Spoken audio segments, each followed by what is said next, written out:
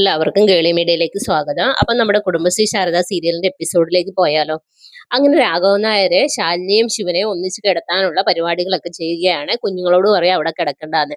അങ്ങനെ അവർ സന്തോഷത്തോടെ ഭക്ഷണമൊക്കെ കഴിച്ച് ഇറങ്ങുകയാണ്. പിന്നീട് കാണിക്കുന്നത് നമ്മുടെ മാണിക്കോത്ത് മഹേന്ദ്രനെയാണ്. മാണിക്കോത്ത് മഹേന്ദ്രൻ വെള്ളം അടിച്ച് സിഗരറ്റൊക്കെ വലിച്ചുകൊണ്ടിരിക്കുകയാണ്. ഭയങ്കര എന്താ പറയുക, വിഷമത്തോടു കൂടിയായിരിക്കുന്നത്. അപ്പൊ സ്വാമിയോട് പറയുന്നു, ഞാൻ ഇനി എന്തിനു ജീവിക്കണം, എന്റെ മക്കള് തന്നെ എന്നെ ചതിച്ചു. പഴഞ്ചൊല്ലൊക്കെ പറയുന്നുണ്ട്, മാമ്പൂ കണ്ടും ആ അങ്ങനെയുള്ള രീതിയിലുള്ള പഴഞ്ചൊല്ലൊക്കെ പറയുന്നു. ഇവിടെ ഇപ്പൊ എന്റെ ഭാര്യയും മക്കളുമാണ് എനിക്ക് എതിരായിട്ട് നിൽക്കുന്നത്. എന്നെ എല്ലാരും കൂടെ നാണം കെടുത്തിയില്ലേ. അതുമല്ല, മറ്റേ കല്യാണം മുടങ്ങിയപ്പോൾ അവരുടെ അടുത്ത് ഞാൻ പറഞ്ഞത് ഇതിലും വലിയ ആലോചന കൊണ്ടുവന്ന് ഞാൻ എൻ്റെ മകളെ കെട്ടിക്കുമെന്നാണ്. പക്ഷെ ഈ പ്രകാശൻ എന്ന് പറയുന്നതിന് എന്ത് മഹിമയാണുള്ളത്, മഹേന്ദ്രൻ മരുമകനാകാൻ എന്ത് യോഗ്യതയാണുള്ളതെന്നൊക്കെ പറയേ. അപ്പം സ്വാമി പറയുന്നുണ്ട് ഇനി കുടിക്കേണ്ട എന്ന് പറയുന്നുണ്ട്, ഓവറായി എന്ന് പറയാം. അതൊന്നും സാരമില്ലടാ, ഇന്ന് ഞാൻ കുടിക്കുമെന്ന് വിചാരിച്ച് തന്നെയാണോ ഇരിക്കുന്നത്. പിന്നെ എനിക്കൊരു കാര്യം പറയാനുണ്ട്. ഇനി ഞാൻ വേറൊന്നും നോക്കുന്നില്ല. സ്വന്തം മകനായാലും തനിക്കെതിരെ വന്നു നിന്നാൽ അവനെ വെട്ടിമാറ്റുക, അത് തന്നെയാണ് എൻ്റെ ലക്ഷ്യം എന്ന് പറയുകയാണ്.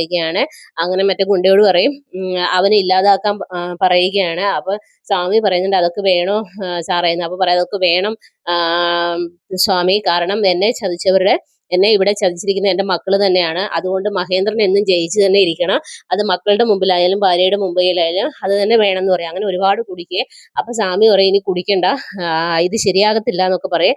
അപ്പൊ മഹേന്ദ്രൻ പറയില്ല, ഇത് ശരിയാവും, എന്റെ ജീവിതത്തിലെ ഏറ്റവും വലിയ ദുഃഖം തന്നെയാണെന്ന് പറയാം. അങ്ങനെ വളരെ വിഷമത്തോടു കൂടി മാണിക്കോത്ത് മഹേന്ദ്രൻ വെള്ളം അടിച്ച് വല്ലാത്തൊരവസ്ഥയിലേക്ക് പോവുകയാണ്. കാരണം മകള് പോയതിന്റെ വിഷമം. എന്നിട്ട് പറയും അവളെ രക്ഷിക്കാൻ കണ്ടിട്ട് അവളുടെ ചേട്ടൻ വന്നത്, അപ്പം ഞാൻ ആരായി, ഞാൻ ആരുമില്ലാതായി അവർക്ക് എന്നും പറഞ്ഞ് ഭയങ്കര വിഷമത്തോടു കൂടി ഇരിക്കുകയാണ്. പിന്നീട് കാണിക്കുന്നത് നമ്മുടെ സത്യഭാമയുടെ വീടാണ്. അപ്പൊ ശിവൻ ഇങ്ങനെ പുറത്ത് ഇങ്ങനെ നടക്കുകയാണ്, നല്ല നിലാവുണ്ട്. അപ്പൊ രാഘവൻ നായർ അങ്ങോട്ടേക്ക് വരും. എടാ നീ എന്താ ഈ നിലാവത്ത് ഇങ്ങനെ നടക്കുന്നു, നല്ല മഞ്ഞുണ്ട്, അകത്തേക്ക് കയറി വരാൻ പറയാം. അപ്പൊ പറയാം അച്ഛൻ പോയി കിടന്നു, ഞാൻ വന്നോളാന്ന് പറയാം. അത് പറഞ്ഞാൽ പറ്റില്ല എന്ന് പറയും. അങ്ങനെ ശിവൻ അകത്തേക്ക് കയറി വരെ. അപ്പൊ രാഘവൻ നായർ ഇങ്ങനെ പുറത്ത് അവിടെ ഇങ്ങനെ ഇരിക്കും. എന്നിട്ട് പറയും നിനക്കറിയോ, പണ്ടുള്ള സമയങ്ങളിൽ ഈ മൂലയിലിരുന്ന ഞാനും സത്യഭാമയും കൂടെ ഓരോ കാര്യങ്ങൾ ചർച്ച ചെയ്യുകയും അതില് വിഷമങ്ങളും സങ്കടങ്ങളും പിന്നെ നാളെക്കുറിച്ചുള്ള ആകുലതകളും ഓരോ കാര്യങ്ങളും ഞങ്ങൾ ചർച്ച ചെയ്യുമായിരുന്നു. അങ്ങനെയാണ് ഞങ്ങളുടെ കുടുംബജീവിതം മുന്നോട്ട് പോയത്. പക്ഷെ ഇന്നത്തെ കാലത്ത് ആർക്കും അങ്ങനെ ഇരിക്കാനും സംസാരിക്കാനും ഒന്നും നേരമില്ല. പിന്നെ നിങ്ങളുടെ കാര്യം ഞാൻ നോക്കുമ്പോൾ നിങ്ങൾ രണ്ടുപേരും ഇപ്പം മിണ്ടുന്നില്ല, സംസാരിക്കുന്നില്ല, പുറത്തു പോകുന്നില്ല, പഴയ കുറുമ്പുകളില്ല. ശരിക്കും വിഷ്ണു തന്നെയാണോ എന്ന് എനിക്ക് തോന്നിപ്പോവുകയാണെന്ന് പറയുകയാണ്. അപ്പൊ ശിവൻ മനസ്സിൽ വിചാരിക്കും, ദൈവമേ ഓർമ്മ തിരിച്ചു കിട്ടിയോ, തിരിച്ചു കിട്ടിയിരുന്നത് നന്നായേനെ, എനിക്ക് രക്ഷപ്പെട്ടായിരുന്നല്ലോ എന്നിങ്ങനെ സ്വയം മനസ്സിൽ ചിന്തിക്കുകയെ. അപ്പൊ രാഘവനായർ പെട്ടെന്ന് പറയും എനിക്ക് മനസ്സിലായി നിങ്ങൾ തമ്മിൽ എന്തൊക്കെയോ പ്രശ്നങ്ങളുണ്ടെന്ന്. അപ്പൊ ശിവന് മനസ്സിലായി ഓർമ്മയൊന്നും പോയിട്ടില്ല എന്നുള്ളത്. പിന്നെ ഇനി നീ പോയി കിടന്നു എന്ന് പറയാം. അപ്പൊ ശിവൻ പറയാ അച്ഛൻ ഞാൻ കുറച്ച് കഴിഞ്ഞിട്ട് കിടന്നോളാന്ന് പറയും. അത് പറഞ്ഞാൽ പറ്റില്ല, നീ വന്നേ. അപ്പോഴാണ് സത്യഭാമ അങ്ങോട്ടേക്ക് വരുന്നത്. അപ്പൊ സത്യഭാമ ചോദിക്കുന്നത് എന്താ രാഘവേട്ട ഇതുവരെ കിടന്നില്ലേ എന്ന് ചോദിക്കും. ഇല്ല, ഇവനാണെങ്കിൽ ഇങ്ങനെ നിൽക്കുകയാണ്, ഇവനെ അകത്തേക്ക് വിട്ടിട്ട് വേണം എനിക്ക് കിടക്കാൻ എന്ന് പറയും. അപ്പൊ സത്യഭാമ പറയാം അത് സാരമില്ല, അവൻ പൊക്കോളെന്ന് പറയും. അങ്ങനെ ശിവനെ പിടിച്ചു വലിച്ചുകൊണ്ട് വരും. അപ്പൊ സത്യഭാമ ശിവനോട് പറയും, ശിവ തൽക്കാലം നീ ഇപ്പോ പോ, അല്ലെങ്കിൽ രാഘവൻ നായർ പ്രശ്നമാക്കും, രാഘവേട്ടൻ ഉറങ്ങി കഴിയുമ്പോൾ ഞാൻ വന്ന് വിളിച്ചോളാന്ന് പറയും. അങ്ങനെ സത്യഭാമ ധൈര്യം കൊടുക്കുകയാണ്.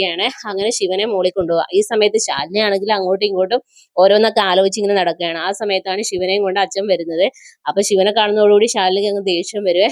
അപ്പൊ ശിവൻ അച്ഛന്റെ കൈ വിട്ടിട്ട് തിരിഞ്ഞു നടക്കാൻ തുടങ്ങി. അപ്പൊ രാഘവൻ നായർ പറഞ്ഞു നീ ഇതെവിടെ പോകുന്നു, നീ എവിടെ നിന്ന് അങ്ങനെ പറഞ്ഞു, അങ്ങനെ ശരിയാകത്തില്ലല്ലോ. അങ്ങനെ രണ്ടു മൂന്ന് പ്രാവശ്യം അങ്ങനെ ആയി കഴിയുമ്പോൾ രാഘവൻ നായർ എന്ത് ചെയ്യും, ശിവനെ ഉന്തി തള്ളി ശാലിനിയുടെ റൂമിലേക്ക് ഇട്ടിട്ട് പുറത്തുനിന്ന് അങ്ങ് പൂട്ടേ. അപ്പൊ ശിവൻ പുറത്ത് അകത്തുനിന്ന് പറയാ അച്ഛൻ തുറക്ക് എന്ന് പറയും. അപ്പൊ പറയില്ലടാ തുറക്കുന്നില്ല, ഞാൻ ലോക്ക് ചെയ്തെന്ന് പറഞ്ഞിട്ട് രാഘവൻ നായർ അങ്ങ് പോകും. അപ്പൊ ശാലിനിക്ക് ആകെ ദേഷ്യം വരും. എന്താ തന്റെ ഉദ്ദേശം എന്ന് ചോദിക്കും. അപ്പൊ പറയും എന്റെ ഗതികേടെന്ന് പറഞ്ഞാൽ മതിയല്ലോ, ആ പാവത്തിന് അറിയില്ലല്ലോ ഞാൻ ശിവനാണെന്ന്. ഒരു കാര്യം ചെയ്ത് തൽക്കാലം ക്ഷമിക്ക്, സത്യഭാമ രാഘവനാര് ഉറങ്ങിക്കഴിയുമ്പോൾ വരാന്ന് പറഞ്ഞിട്ടുണ്ട് എന്ന് പറയണ.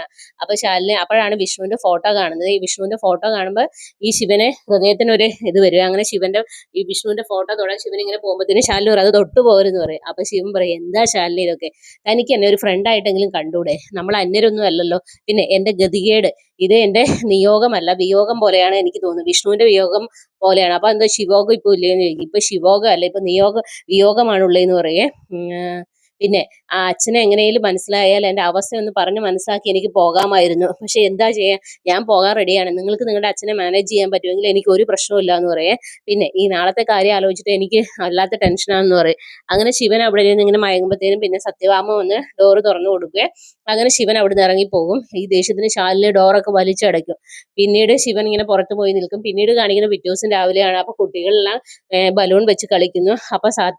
അപ്പൊ പപ്പി പറയുന്നു, ഇന്നിവിടെ എന്തോ ആഘോഷം ഉണ്ടല്ലേ എന്ന് പറയുന്നു. അപ്പൊ സത്യഭാമ പറഞ്ഞത്, അധികം സന്തോഷിക്കൊന്നും വേണ്ട, ഇതാ നമ്മുടെ അച്ഛന് വേണ്ടി ചെയ്യുന്ന കാര്യങ്ങളാണ്, അച്ഛന് വേണ്ടി ചെയ്യുന്നതാണ്, കാരണം അച്ഛന് ഓർമ്മയില്ലല്ലോ, അതുകൊണ്ട് ചെയ്യുന്നതാണ്, അങ്ങനെ കൂടുതൽ സന്തോഷിക്കേണ്ടെന്നാണ് പറഞ്ഞതെന്ന് പറയും. പിന്നീട് നമ്മുടെ ശിവന്റെ ശാലിനിയുടെ വെഡിങ് ആനിവേഴ്സറിയുടെ ഫോട്ടോ ഒക്കെ ഇങ്ങനെ കാണിച്ചിട്ടൊക്കെയാണ്, വലിയ ബോർഡിലൊക്കെ ഫോട്ടോ ഫ്രെയിം ഒക്കെ വെച്ചിട്ടുണ്ട്.